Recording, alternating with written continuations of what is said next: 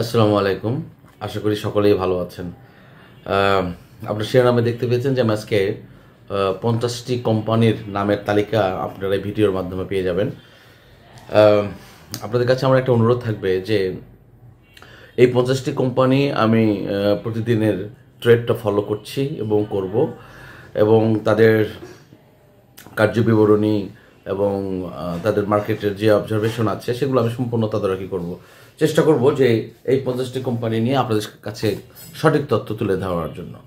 পাশাপাশি যদি কখনো কোনো কোম্পানি সংযোজন কিংবা বিয়োজন করতে হয়, দেখা যাচ্ছে যে একটি কোম্পানি খুব ভালো পারফর্মিং আছে বা কোনো কোম্পানির ব্যাপারে কোনো নিউজ আছে, তখন আমরা অবশ্যই সেই কোম্পানিগুলোকে আমরা হাইলাইট করে আপনাদের সাথে আলোচনা করব। বাট এই 50টি কোম্পানিকে আপনারা যারা আমার ভিডিও দেখেন বা আমার সাথে সংযুক্ত আছেন বা এই পরিবারের সাথে যারা সংযুক্ত আছেন, আমি চেষ্টা করছি যে এই 50টি পরিবার যেন এই 50টি কোম্পানি নিয়ে আপনাদের সাথে আমি যেন সুন্দরভাবে কাজ করতে পারি। সেই জন্য আমি 50টি কোম্পানির একটা তালিকা দিয়েছি, কারণ এখানে প্রায় 430টার বেশি কোম্পানি রয়েছে। এতগুলো নিয়ে আসলে কাজ করা অনেক কঠিন হয়ে যায়, তথ্য রাখা যায় না। আর যেহেতু আমি আপনাদেরকে বরাবর মতো আগেই বলে রেখেছি যে this is my social work, so আমি আপনাদের সাথে এই 50টি কোম্পানি নিয়ে সবসময় যোগাযোগ রাখবো বা কথা বলবো বা তথ্য উপাত্য দিয়ে আপনাদের সাথে আমি সংযুক্ত থাকবো, আমি আশা করছি ইনশাল্লাহ। সো এর পাশাপাশি আপনারা দেখতে পেয়েছেন যে আমি টেকনোট্রাক নিয়ে কথা বলবো, পেনিনসুলা নিয়ে কথা বলবো এবং ফ্যামিলি টেক্স এবং সিপার, এই 4টি কোম্পানি নিয়ে বেশ কয়েকটা কমেন্টস পেয়েছি। আমার যারা ভিডিও দেখে মন্তব্য করেছেন তাদের অনুরোধের জন্যই এই 4টি কোম্পানি আজকে আমি আলোচনায় শিরোনামে নিয়ে এসেছি।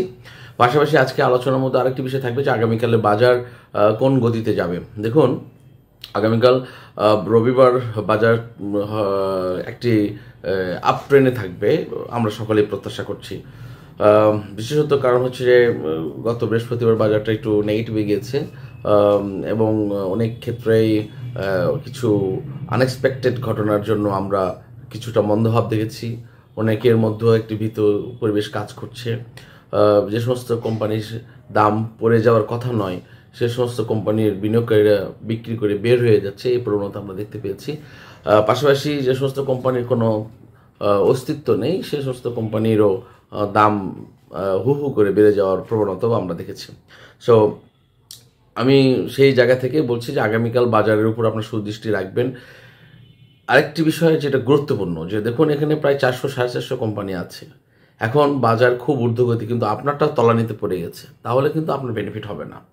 আপনাকে সবসময় ফোকাস রাখতে হবে যে আপনার কোম্পানির অবস্থান কি, আপনি যে কোম্পানি বিনিয়োগ করেছেন বা আপনি যে কোম্পানির সাথে সংযুক্ত আছেন সেই কোম্পানির বর্তমান অবস্থান কি, তার স্ট্র্যাটেজি কি, তার মার্কেটে তার ট্রেড কিভাবে আছে, সেটা ঊর্ধ্বগামী আছে না নিম্নগামী আছে। সুতরাং বাজার খুব ভালো, অনেক সময় দেখা যায় যে বাজার খুব আপট্রেডে আছে, বাট আমরা যে কোম্পানিতে বিনিয়োগ করে রেখেছি সেটা খুবই খারাপ অবস্থায় চলে যাচ্ছে। সুতরাং বাজার আপট্রেডের সাথে আমার কোনো বেনিফিট আসে না। তো সামগ্রিকভাবে বাজার যখন খুব ভালো হয় তখন অবশ্যই আমরা ভালো কিছু দেখতে পাই। সো একটু আলোচনা করে নিই যে টেকনোট্রাক। দেখুন, এই কোম্পানিটি এই বছর যখন বাজারে আসে তখন আমরা এই টেকনোট্রাকের আইপিওর জন্য একদম হুলুস থুলুস কারবার করে ফেলেছি। 10 লক্ষ টাকা পর্যন্ত এই টেকনোট্রাকের আমরা আইপিওর জন্য আমরা অনুমোদন পেয়েছিলাম। একদম যার অবস্থান ছিল সর্বোচ্চ নিয়োগ করে আমরা এই টেকনোট্রাকে ইনভেস্ট করেছি, আমাদের যারা বিনিয়োগকারী ভাই ও বোনেরা আছেন। শেষ পর্যন্ত এসে আমরা কয়টা করে শেয়ার পেয়েছি, সেখান থেকে এসে এটা সর্বোচ্চ প্রাইস উঠেছিল প্রায় 69 টাকা পর্যন্ত উঠেছিল। হ্যাঁ, এটা নামতে নামতে নামতে নামতে আপনার 26 টাকা লোয়েস্ট প্রাইস হয়েছিল। ওটা আবার কিছুটা আপ ট্রেডেবল রয়েছে এবং ডিভিডেন্ড ডিক্লেয়ার করেছে 12% তারা ডিভিডেন্ড ডিক্লেয়ার করেছে এবং গত ক্লোজিং প্রাইস ছিল 34 টাকা 90 পয়সা। তো আমরা দেখুন, আমি যে কেন কথা বলতেছি যে বাজারের মন্দাগতি বা ঊর্ধ্বগতি যে গতিতেই আমরা বলি না কেন, যে টেকনোট্রাকের মতো একটি কোম্পানিকে কিন্তু আমরা দাম ফেলিয়ে দিয়েছি। কিভাবে? আমরাই কিন্তু এই কোম্পানি কিন্তু আর কোনো নেগেটিভ রেজাল্ট দেয় নাই বা নতুন বাজারে আসছে, তারা ডিভিডেন্ড দিয়েছে বা দিবে বা এই ধরনের একটা দোদুল্যমান অবস্থায় কিন্তু আমরা নিজেদের মধ্যে স্থির থাকতে পারি নাই। পেরে কি করেছি, এটা 69 টাকা পর্যন্ত তো যারা আইপিও বিক্রি করেছে কেউ না কেউ তো সেটা কিনেছে, তাই না? তিনি আটকে গিয়েছেন, কিন্তু 60 টাকা আটকে আছেন, 50 টাকা আটকে আছেন, 40 টাকা আটকে আছেন, 25 টাকা আটকে রয়েছেন, 45 টাকা আটকে রয়েছেন। কিন্তু এখন বাজারে যারা 26 টাকায় যিনি কিনেছেন তিনি কিন্তু এখন কি মুডে আছেন? সো একটি কোম্পানির ঊর্ধ্বগতি নিম্নগতির যে একটি ভারসাম্য থাকে সেটার সাথে কিন্তু অনেকটা আপনি কত দামে কেনা আছে বা আপনার শেয়ারটা কত দামে আপনি কিনে রেখেছেন, আপনার অবস্থান কি, এটার উপর কিন্তু নির্ভর করবে। অনেক সময় একই বক্তব্য একজনের জন্য খুব হাই প্রফিটের অবস্থান চলে যায়, একজনের সেটা লস হয়ে যায়। সুতরাং এখন আমি যে কথাটা বলতে চাই যে টেকনোট্রাকের বিষয়টা নিয়ে, যে এটা যেহেতু ক্লোজিং প্রাইস ছিল গতকাল 34 টাকা 90 পয়সা, দ্যাট মিনস 35 টাকা, একটু নেগেটিভে ছিল। পাবলিকের কাছে আছে 33.65%। আপনি যদি নতুন বিনিয়োগকারী হয়ে থাকেন বা আপনি যদি নতুন ইনভেস্ট করতে চান, টেকনোট্রাকের প্রতি ইনভেস্ট করতে চান, আপনি অবশ্যই খুব প্রাইমারিভাবে অল্প কিছু কিনে আপনি ইনভেস্ট করে রাখতে পারেন। কিন্তু একেবারে বড় ভলিউমে কিনে আপনি আবার যদি বিপদগামী হন তাহলে কিন্তু এটা ভয়ঙ্কর হবে। কারণ যেহেতু 26 টাকার মধ্যে ছিল, এটা নিচে আবার নামতে পারে, কারণ আমরাই তো নামাই। কোম্পানি যতটুকু না তার তথ্য উপাত্য এবং স্কোরিংয়ের কারণে, অডিট রিপোর্টের কারণে নামায়, তার সাথে বেশি আমরা বিনিয়োগকারী প্যানিক হয়ে যাই, আমরা অস্থির হয়ে যাই, আমরাই কিন্তু দামটা ফালিয়ে দিই। আমরা একসময় কেনার জন্য উন্মাদ হয়ে যাই, আবার আমরা বিক্রি করার জন্য উন্মাদ হয়ে যাই। আমরা নিজেরাও জানি না কেন ওটা কেনার জন্য উন্মাদ হয়ে গেছিলাম, আবার কেন নিজেরাই আবার বিক্রি করে দিয়ে বের হয়ে যাওয়ার জন্য অস্থির হয়ে যায়, যে আরেকটার দিকে ঝাঁপিয়ে পড়ি। সো আমার মন্তব্য হচ্ছে যে টেকনোট্রাক নিয়ে যারা নতুন বিনিয়োগকারী আছেন তারা আপনি সুদৃষ্টি রাখতে পারেন এবং খুব অল্প পরিসরে নিয়ে আপনারা এটা জাস্টিফাই করে দেখতে পারেন যে এটা কিভাবে যাবে। ঠিক আছে, আমার পেনিনসুলা নিয়ে আমি কথা বলি। পেনিনসুলা নিয়ে এর আগেও আমি বক্তব্যে কথা বলেছি, এখন খুব লোয়েস্ট প্রাইসে আছে। তারা নতুন কোনো প্রজেক্টের ব্যাপারে কাজ করছে চট্টগ্রামে। আশা করি এটা ভালো কিছু হবে, বাট আপনি যদি লং টাইম প্ল্যানে কোনো ইনভেস্ট করতে চান তাহলে আপনি পেনিনসুলাকে আপনি দেখতে পারেন। ঠিক আছে, ফ্যামিলি টেক্স নিয়ে আমি এর আগেও বক্তব্য দিয়েছি। এটা আজকে যেহেতু আপনি আমাকে দর্শকের বা অনুরোধ থেকে আমি এটা নিয়েছি। ফ্যামিলি টেক্সের এটা জেড ক্যাটাগরি একটা শেয়ার, এটা সর্বনিম্ন ছিল 2 টাকা 40 পয়সা এবং সর্বোচ্চ ছিল 5 টাকা। আজ গত ট্রেডিংয়ে ক্লোজিং প্রাইস ছিল 2 টাকা 60 পয়সা। এটা 2 টাকা 90 পয়সা, 3 টাকার মধ্যে উঠছে, বাট তার বেশি উঠতে পারতেছে না। এবং এটার লিস্টিং হয়েছে 2013 সালে। সবচেয়ে বেশি একটা খারাপ লাগে যে 2013 সালে যখন ফ্যামিলি টেক্স এনলিস্টেড হয় তখন কি অবস্থা ছিল। 2014 সালে 2013 সালে তারা 5% বোনাস স্টক ডিক্লেয়ার করেছিলেন এবং 2014 সালে 100% বোনাস স্টক ডিক্লেয়ারেশন করেছিলেন। সো এই যে তাদের মানে 2014 সালে 10% এবং 2013 সালে 100%, সরি আমার একটু ভুল হয়েছে। সো এই যে কোম্পানিগুলোর পক্ষ থেকে যে একটা নাটকীয় আমরা অনুভব করতে পারি, আমরা দেখতে পাই। হ্যাঁ, আমার কাছে যতটুকু তথ্য আমরা ওরালভাবে পেয়েছি, অফিসিয়ালিভাবে কিছুই পাই নাই। সেটা হচ্ছে যে কোম্পানির একাংশ কিছুটা চালু আছে, তারা সম্পূর্ণ যে প্রোডাক্টটা উৎপাদন হচ্ছে সেটা দেশের বাইরে তারা এক্সপোর্ট করে। হ্যাঁ, এরকম একটা তথ্য পাওয়া গেছে, বাট এটার কোনো রিয়েলিস্টিক বা অথেন্টিক সোর্স আমার কাছে নেই। বাট আমি যেটা মনে করি, যেহেতু জেড ক্যাটাগরি শেয়ার, এখানে ইনভেস্ট করার আগে আপনি সহস্রবার চিন্তা করতে হবে, আপনার রিস্ক আপনার কাছে নিতে হবে। বাট যদি আপনি করতেই চান, যদি কোনো কারণে এই কোম্পানিটা 1% ডিভিডেন্ড দিয়ে পি ক্যাটাগরিতে চলে আসে এবং যদি তার উৎপাদনের যে অবস্থান এটা যদি ডিক্লারেশন করে, তাহলে এটা ভালো কিছু অবস্থা দাঁড়াবে। সো আপনারা যারা আটকে রয়েছেন তাদের প্রতি আমি বলবো যে আপনারা ধৈর্য ধরে থাকবেন, অবশ্যই একটা ভালো কিছু আসবে। যদি কেউ নতুন বিনিয়োগ করতে চান তাহলে খুব অল্প পরিসরে আপনি ইনভেস্ট করে আপনি এটা দেখতে পারেন যে যেহেতু কম দামে রয়েছে, অল্প পরিমাণ 5,000 10,000 কিনে আপনি দেখতে পারেন যে এটার অবস্থান কত দূর যায়। এটা আমি আমার ব্যক্তিগত মতামত। তারপরে আবার যেহেতু জেড ক্যাটাগরি শেয়ার, সিদ্ধান্ত আপনার, লাভ আপনার, আপনি আপনার সিদ্ধান্ত নিয়ে এগিয়ে যাবেন। ধন্যবাদ। সি পার্ল, আমরা যেটা মেসেজ পেয়েছি এটা ক্যাটাগরি পরিবর্তন হচ্ছে। এটা 2024 সালে একটা 7% ডিভিডেন্ড ডিক্লারেশন করেছে, সুতরাং তাহলে এই ক্যাটাগরি থেকে বি ক্যাটাগরিতে চলে যাবে। এটা সর্বনিম্ন ছিল 31 টাকা এবং সর্বোচ্চ ছিল 127 টাকা, ক্লোজিং প্রাইস 34 টাকা।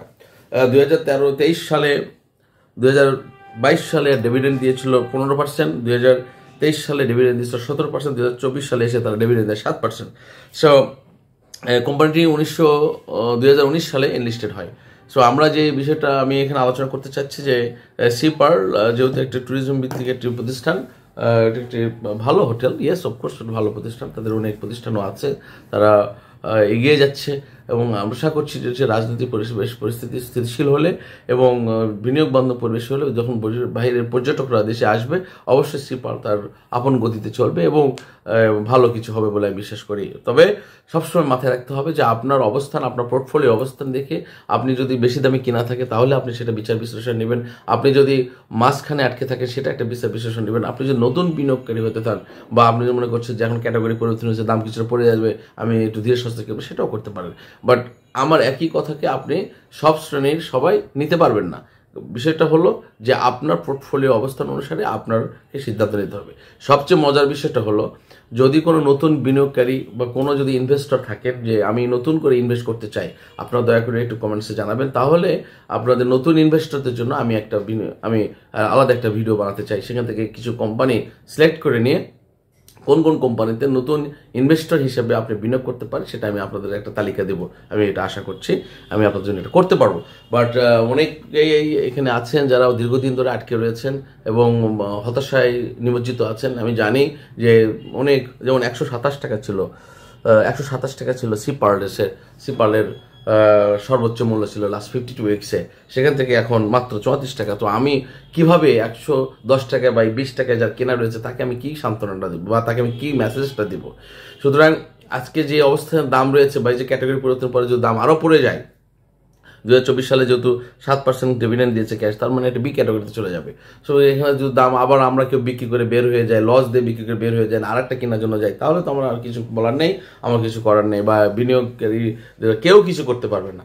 সুতরাং আমি বারবার অনুরোধ করছি, বারবার একটা কথা আমি বলতে চাই যে আপনার সিদ্ধান্ত কিন্তু ভাই আপনাকেই নিতে হবে এবং আপনার পোর্টফোলিও অবস্থান অনুসারে আপনাকেই কিন্তু এগিয়ে যেতে হবে এবং একটা টার্গেট প্রাইস ফিক্স করতে হবে যে কোথায় কখন কি কিনলে আপনি প্রফিট করতে পারবেন। তাছাড়া কিন্তু ধরুন আরেকজনের জন্য যেটা গুড মেসেজ সেটা আপনার জন্য নাও হতে পারে, আরেকজনের জন্য যেটা পজিটিভ মেসেজ সেটা আপনার জন্য নাও হতে পারে। আপনার জন্য যেমন অনেকেই এখন অন্যান্য কোম্পানিগুলো যে প্রফিট টেক করার সময় এসে গেছে, অনেকেই সেখানে প্রফিট টেক করে সেল করতে বের হয়ে যাচ্ছে, কিন্তু আপনি তো বেরোতে পারছেন না, আপনি তো আটকে রয়েছেন।